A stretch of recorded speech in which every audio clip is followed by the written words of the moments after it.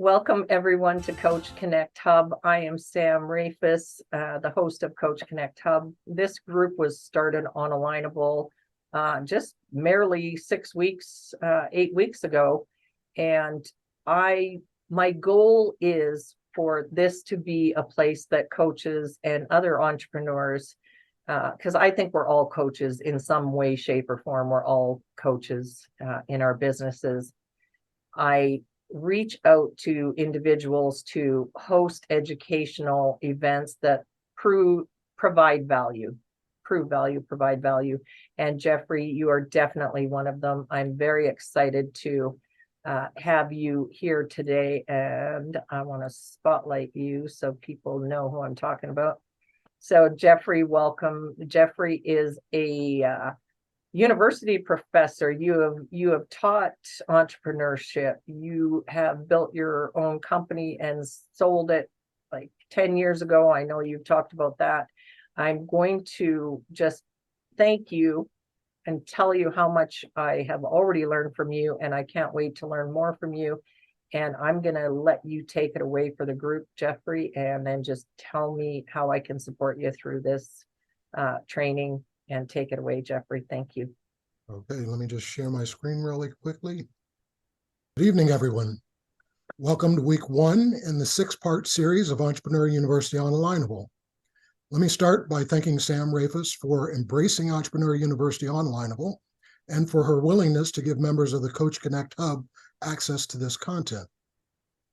So imagine you were the kid who exhibited entrepreneurial tendencies, yet had no entrepreneurial mentor. Imagine you were encouraged to go to college so you could get a safe corporate job that would lead to a comfortable retirement. Then by the age of 31, after failing at 2 corporate jobs and numerous part-time entrepreneurial ventures, you had no idea how to fix a career that you thought was broken. So you decided getting an MBA from one of the best business schools in the world would solve all your problems. Unfortunately, this just led to 3 more failing corporate jobs and several more failed entrepreneurial ventures. So at 49, you decided to walk away completely from corporate America and pursue entrepreneurship full-time. Fortunately for me, embracing entrepreneurship was the best decision I've ever made. I finally found my purpose, was truly happy, and this led to entrepreneurial success. It took me 49 years, but what I discovered is that successful entrepreneurs tend to be incredibly happy people. What makes them happy is the fact that they love what they do because they do what they love. I don't want it to take 49 years for you to discover your purpose. So today I'm going to show you what steps you can take to align entrepreneurship with your passion, because this is the recipe for entrepreneurial success. Before we get started with 2 sets of exercises, I'd like to share a video on the value of discovering your why. So you're a musical director? Cool. Yes, sir. All right, so let me get a couple bars of like Amazing Grace. Can you do the first part of that? Go ahead. Amazing grace, how sweet the sound that saved a wretch like me. Wow. That bro could sing. You know what I'm saying? All right. Now, what you give me the version is if your uncle just got out of jail, you got shot in the back when you was a kid. I'm just saying, let me see the hood version real quick, if you know which version I'm talking about. Just see if that exists. Let me see what you got. Amazing grace, how sweet the sound that saved a wretch like me.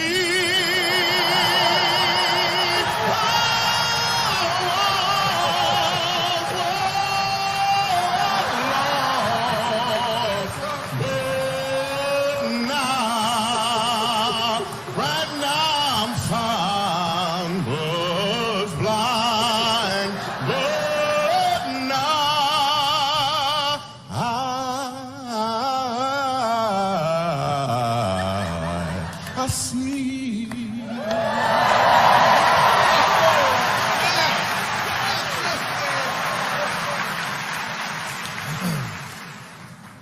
So here's the thing. The first time I asked him to sing, he knew what he was doing. The second time I asked him to sing, he knew why he was doing it. When you know your why, your what has more impact because you're walking in or towards your purpose. To start the process of discovering your purpose, we need to establish a baseline. So I'm going to take the next few minutes randomly asking one of you a few questions so we can better understand your business. I need one volunteer, so please raise your hand digitally if you're willing to help me with this exercise.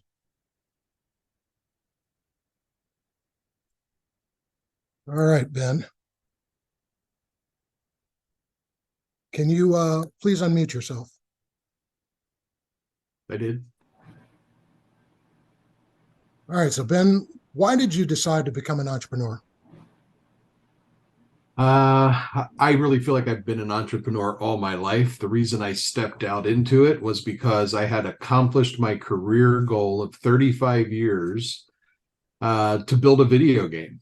And once I accomplished that, I said, why am I still in this industry? I need to go into something else and try something new.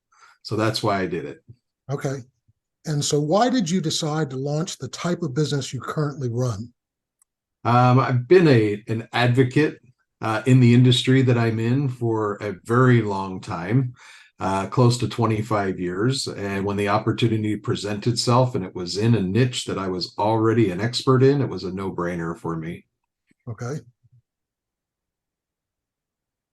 So I want you to describe to everyone what your business is going to look like in 10 years or in the year 2033. My business, as in the industry that I'm in, is going to be thriving. However, I look to be retired long before that date. With the progress that I'm making and the direction that things are going, I definitely see that happening. Okay. So tell us what problem you solve for your customers. The problem I solve for my customers is helping them to understand what fiat currency is and how to protect their wealth against it, given the economic times that we're in. Okay. And how is your solution uniquely different from your competitors? So we have a membership model that allows people to buy tangible assets 24/7, 365 days a year. So they're not limited to market openings and closings. You're able to protect your wealth at any time of the day that you deem necessary. All right, Ben, you're off the hot seat. Thank you for volunteering. Thanks. So have you guys noticed I didn't ask Ben what he does? That's because, as Simon Sinek says, people don't buy what you do, they buy why you do it. Now that we've discussed the importance of knowing why you do what you do, I'd like to show you a simple process that can help you discover how to build a business around your passion. So what I need you to do, need everyone to do, is take a piece of paper and a pen and draw the picture you see on your screen, the 6 boxes or the 9 boxes with the likes and the dislikes on the left-hand side, weaknesses and strengths at the top.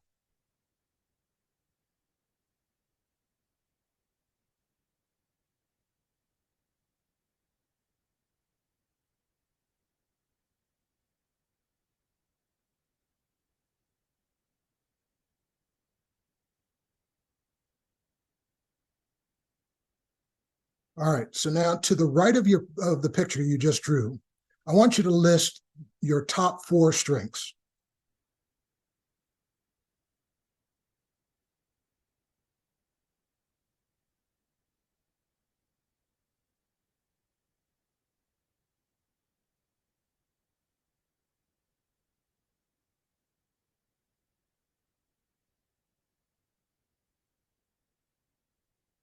Now, to the left of your picture, I want you to list your top 4 weaknesses.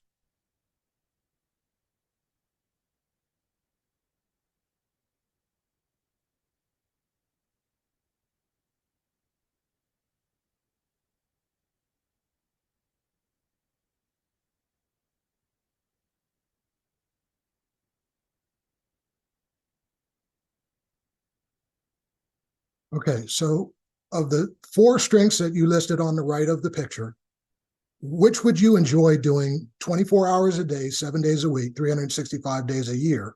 I want you to write these in the box directly below the box labeled with the word strengths. So the upper right-hand corner. And then whatever strengths you have left, write them in the box directly below that.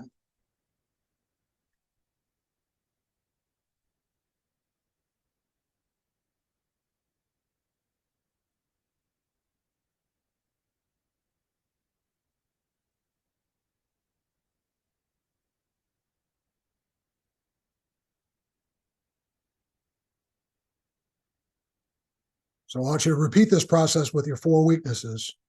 If any of your weaknesses you think you would enjoy doing 24 hours a day, 7 days a week, 365 days a year, write these in the box directly below the box labeled with the word weaknesses, and whatever's left, write in the box below it. And this is somewhat of a trick question. Just because you're weak at something doesn't necessarily mean you wouldn't want to do it. You may be weak at it because you've never really learned how to do something. You've never been trained in it. But if you were given the training, you might enjoy it. So that's why there might be a weakness that you would actually like doing if you knew how to do it better.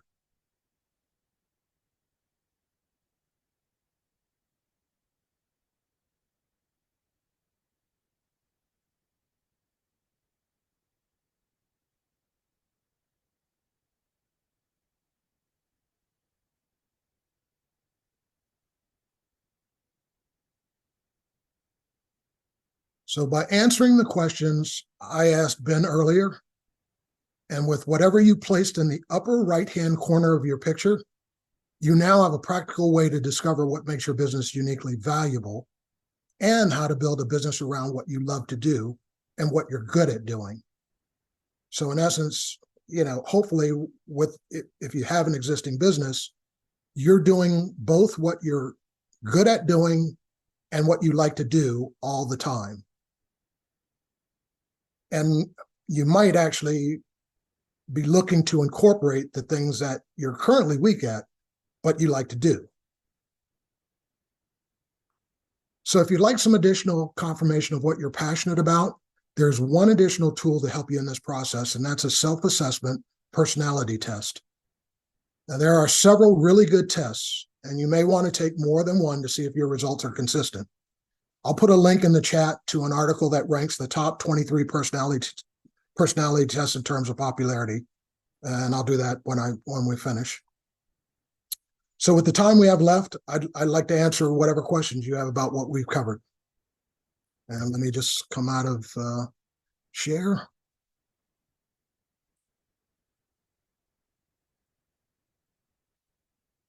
Wow, Geoffrey, I'm like, some of these, they seem like simple exercises when you see that on the screen, but I know it's so much deeper than that. As I was trying to make notes, I'm like, I have to think about this more. And Yeah. Bill, I see your question. I'm just going to wrap up and stop the recording, and then we'll get into Q&A. Geoffrey, thank you. Thank you No so problem. much. And I can't wait for already part 2, but we'll close the training part for part 1. Thank you, Ben, for being brave and being on camera and doing the exercise with Geoffrey. And I'll make sure that you guys can note the recording in Coach Connect Hub. On the right-hand side of the main group you'll see a heading that says recording. So this will be available there. Geoffrey, thank you again. No problem.